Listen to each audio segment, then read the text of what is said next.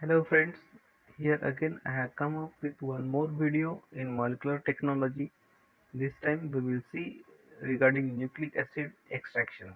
Here in this video we will see stages of nucleic acid extraction, details of cell disruption, chemical and mechanical methods of cell disruption, nucleic acid extraction methods which includes chemically driven as well as solid phase extractions.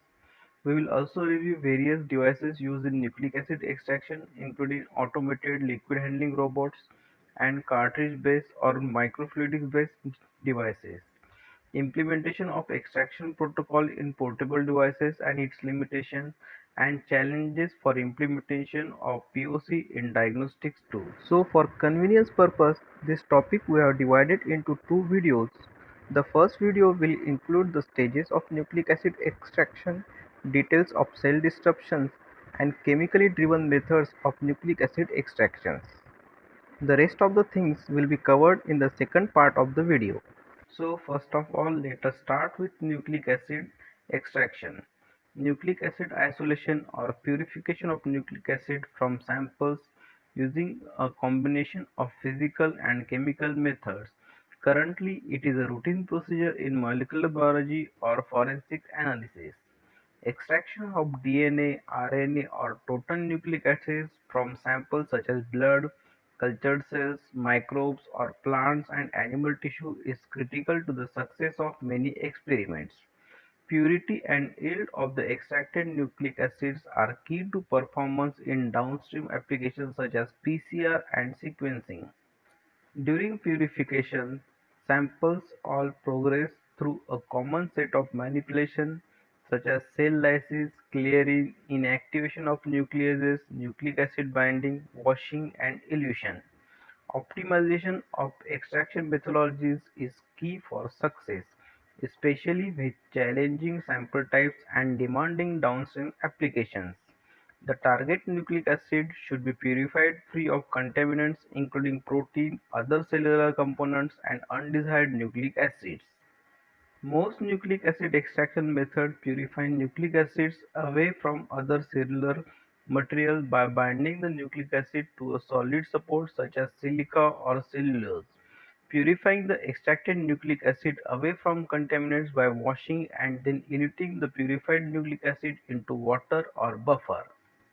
Nucleic acid extraction can be roughly divided into four steps which can be modulated depending upon the samples and downstream applications. The first step is cell disruption, second is removal of membrane, lipid, proteins and other nucleic acid, third is nucleic acid purification or binding from bulk, and third is nucleic acid, fourth is nucleic acid concentration. So first of all, we will see disruption. Cell disruption or disintegration can be achieved by physical or chemical methods whose main aim is to disrupt the cell wall or cellular membrane. Disruption methods are mainly based on properties of the sample, and for this purpose a wide range of tools and approaches are used, either alone or combined to achieve tissue and cell disruptions.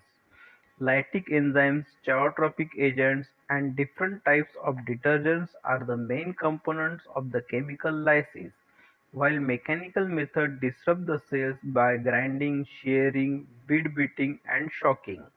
It is interesting to note that if one technique does not yield good results, another might prove successful. Osmotic shock methods have yielded in certain cases better results than common nucleic acid purification protocols, such as phenol chloroform extractions and bead beating. Not only is cell disruption important for nucleic acid extraction, but it also plays a crucial role in the biopharmaceutical industry as many recombinant proteins and other important constituents of cell can be recovered through this process. Another approach for cell disruption is the use of different methods in combination. A good example is the case for enzymatic lysis where many protocols uses proteases to form free nucleic acid from its protective protein scaffold. Also, the inactivation of cellular nucleases that come free into solution in order to protect the protein-free nucleic acid is crucial. Combination of detergent and choatopic salts in a single solution is used to solubilize cell wall or cell membrane and inactivate intracellular nucleases. Mechanical disruption, on other hand, makes use of force to extract out constituent of the cell. A classic example of grinding in biosciences is the use of mortar and pestle, which is nowadays optimized with the use of liquid nitrogen. Cell walls can also be disrupted by shock waves created by rapid changes in the pressure elicited by the sonication or a cavitation. Other mechanical tools available for cell disruption are shearing, which use a tangential force to make a hole in the cell, and bead beating, which uses different glass or steel beads to rupture tough cell wall. The purpose of nucleic acid extraction methods is to disintegrate the cell envelope and achieve maximum elimination of lipids and proteins to obtain pure DNA or RNA. This is principally based on heat adsorption on silica membranes, beads, anion exchange chromatography, sedimentation, precipitation, and use of magnetic particles. These methods yield initial nucleic acid samples of different purity and concentration depending on the original sample. The method of the choice of method in view of optimal time and quality balance depend on the aim of the study, the type of analysis, the type of nucleic acid, and the cost. It is important to provide appropriate conditions for nucleic acid extraction in order to avoid nucleic acid degradation due to oxidation by reactive oxygen species generated during respiration in vivo or extracellularly by mechanism involving metal ions. Let us see a table where we have mentioned about the different chemical and mechanical methods of cell disruptions. So first of all, we will see the chemical methods which include different techniques. So first of all, in chemical method is osmotic shock. This osmotic shock ruptures membrane, and it is a gentle process. It's a cost effective and most useful for applications of spiroblast and protoblast. The second one in enzyme category is enzymatic digestion, which includes the principle of digestion of cell wall. It comes under a category of gentle lysis of the cell wall, and it is a cheap and small scale expensive at large scale. It includes or it can be done for gram positive or gram negative bacteria. The third chemical category is detergent or the use of detergents. The principle behind use of detergents includes solubilization of membranes. It is a gentle process of lysis of cell wall. It is moderately costly and can be used in a general use of extraction of nucleic acid. The fourth in the chemical category is treatment with alkali, which includes the principle of solubilization of membrane. It is a harsh method of lysis. It is a very cheap and cost-effective method and most commonly used for plasmid DNA. Now we will see mechanical method of cell disruptions. The first in the category of mechanical cell disruption includes homogenization, which includes the principle of shredding of cells. It is a moderate lysis of cell disruptions. It is a choice of method for large scale as it is moderately costly and used most commonly for animal tissues. The second in the category of mechanical cell disruption is ultrasonication or cavitations. It includes the principle of disruption of cells by pressure. It is a harsh method of cell wall lysis. It is a moderate to highly expensive method and is good for spiroblasts but not primary cells. The third in the category of mechanical cell disruption is pressure cells or French press. It includes the principle of disruption of cells by shear force. It is a moderately harsh method and moderately cost-effective method. It is used for gram-negative and some gram-positive bacteria. The last one in the category of mechanical cell disruption is ball mill. which includes the principle of cell crush between glass and steel balls of beads.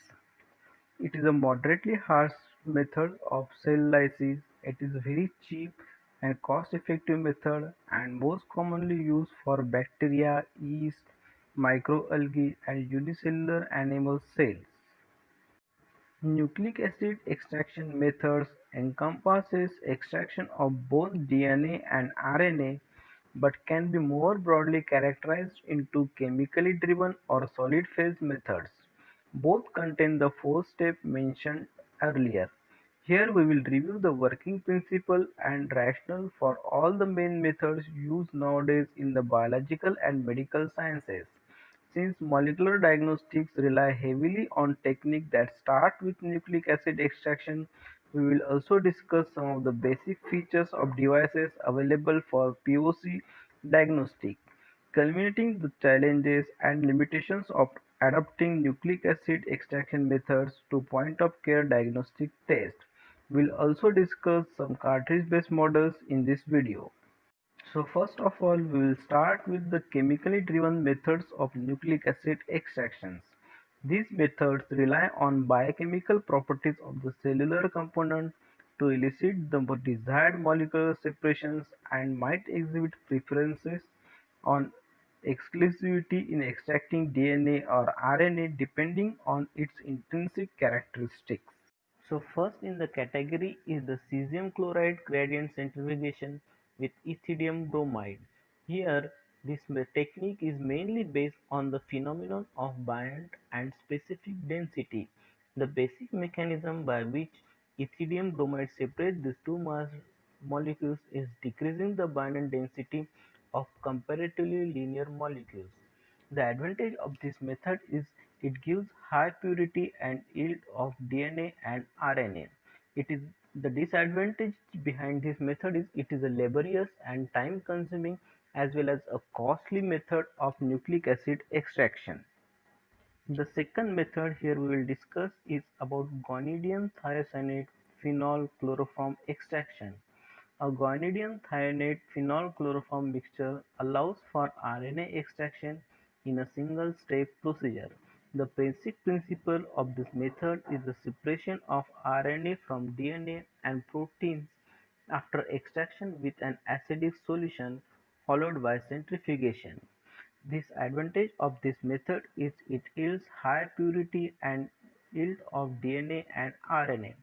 The only disadvantage is it involves the hazardous chemicals. The third method is cetyl trimethyl ammonium bromide extraction. Cetyl trimethyl ammonium bromide extraction method is mainly used for plant samples and their parts such as leaves, seeds and grains. This method is used for various food samples as well. CT-Web works by precipitating nucleic acid and acidic polysaccharides in low ionic strength solutions while proteins and neutral polysaccharides remains in the solution. The advantage of this method is it is efficient method for plant and hard to lyse samples. The disadvantage of this method is it is a laborious, time consuming and it also involves hazardous chemicals. The fourth method where extraction is done with chemicals is Chilex extraction. Chilex is a chelating resin frequently used in the field of forensics for DNA extractions from various sources such as hair, bloodstains, scars, and buccal swabs. It the advantage of this method it is a quick and simple protocol. No hazardous chemicals are involved. The disadvantage is the low purity of nucleic acids. The next method for chemically driven nucleic acid extraction is alkaline extraction. The basic principle of this method is selective alkaline denaturation of high molecular weight chromosomal DNA while covalently bond circular plasmid DNA remains intact. After neutralization, chromosomal DNA renatures and makes an insoluble precipitate while plasmid DNA remains in the supernatant. The advantage of this method is it is a quick, fastest, reliable, and relatively easy procedure. The disadvantage is it is of the yield of DNA is of medium purity and may give a fragmentation of genomic DNA. The next method is purification of polyadenyl RNA or oligodithymidine cellulose chromatography. The basic mechanism of this method is that polyadenyl RNA hybridizes with oligodithymidine cellulose matrix under high salt concentration. Here, the advantage is it is a fast protocol and yield good quality of mRNA. The disadvantage is it is a purely base or for mRNA and is not useful for DNA extraction. So friends, with this we are concluding the first part of the lecture on nucleic acid extraction. In this lecture we have seen the stages of nucleic acid extraction, the disruption of cell wall, the methods used for the disruption of cell wall like chemical and mechanical method, and extraction of chemically driven methods for nucleic acid extractions. In the next lecture we will be seeing about the solid phase extractions as well as the use of different devices for nucleic acid extraction, the challenges of using point of care testing in molecular testing, and the limitations of using the devices for nucleic acid extraction. So friends, hope you listen this lecture and wait for the next one to come up. Thank you all.